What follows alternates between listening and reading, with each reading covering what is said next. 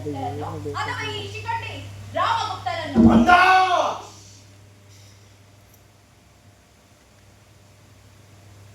ಈ ಹೆಣ್ಣಿನ ಯಾವುದೇ ಪ್ರತಿರೋಧವೂ ಇಲ್ಲದೆ ಶತ್ರುಪಾಳಿನೊಳಗೆ ಕಳಿಸಿಕೊಂಡು ಈ ಶಿಖಂಡಿ ರಾಮಗುಪ್ತ ಈ ಸಾಮ್ರಾಜ್ಯದ ಸಾಮ್ರಾಟ. ಕೆಲವು ದಿನಗಳವರೆಗೂ ನೀವೆಲ್ಲರೂ ಮಹಾರಾಣಿ ಎಂದು ಕರೆಯುತ್ತೀರಿ. ಅದೆಲ್ಲ ಏನು? ಈ ಯಾರನ್ನ ಸಂಬೋಧಿಸ್ತೀವಿ? ಎಲ್ಲಿಯಾದರೂ ಧರ್ಮಶಾಸ್ತ್ರ ಅನ್ನೋದು ಇದ್ದರೆ ಮಾತಾಡಲಿ. ಶಿಖರ, ನನಗೆ ಈಗಲಾದರೂ ಮಾತನಾಡಲು ಅವಕಾಶ ಕೊಡ್ತೀವೋ ಅಥವಾ ಇಲ್ಲವೋ? ನಾನು ರಾಜ್ಯದ ಬಗ್ಗೆ ಏನನ್ನೂ ಹೇಳುವುದಿಲ್ಲ, ಅದು ಅವರವರ ರಾಜನೀತಿ. ಆದರೆ ಈ ವೈವಾಹಿಕ ಕಲಹದ ಬಗ್ಗೆ ನಾನು ಹೇಳಲೇಬೇಕು. ಹೇಳಿ ಪೂಜ್ಯರೇ, ತಾವೇ ಧರ್ಮದ ಮುಖವಾಣಿಯಾಗಿದ್ದೀರಲ್ಲ.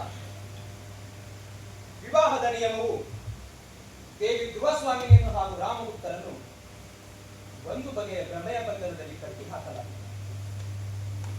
ತಂದೆ ತಾಯಿಯಿಂದ ಆಶೀರ್ವಾದವನ್ನು ಪಡೆದು ವಿವಾಹ ನೆರವೇರಿಸಿರುವುದರಿಂದ ಪರಸ್ಪರ ದ್ವೇಷಿಸುತ್ತಾರೆ ಎನ್ನುವ ಸಣ್ಣ ಕಾರಣಕ್ಕಾಗಿ ವಿವಾಹ ನಿಯಮವು ಮುರಿದು ಬೀಳುವುದಿಲ್ಲ. ಆದರೆ ಇದು ಪ್ರಮಾಣಗಳಿಗೂ ಮೀರಿದ್ದಾಗಿದೆ.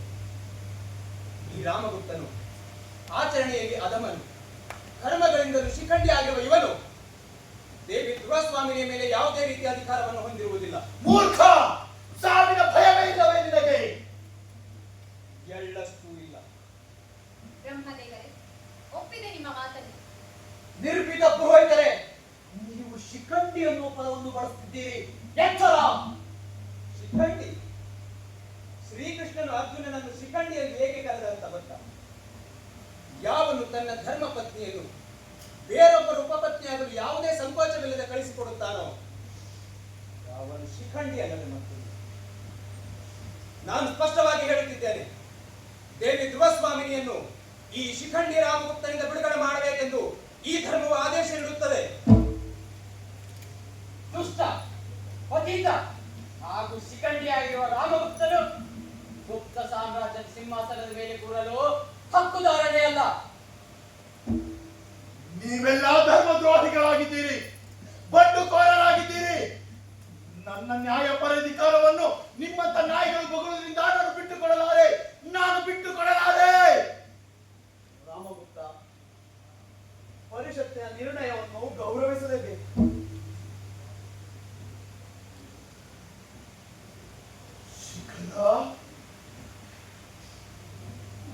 ನೀನು ಹಾಗೆ ಹೇಳುತ್ತೀಯ? ಇಲ್ಲ, ನಾನು ಇದನ್ನು ಒಪ್ಪುವುದಿಲ್ಲ.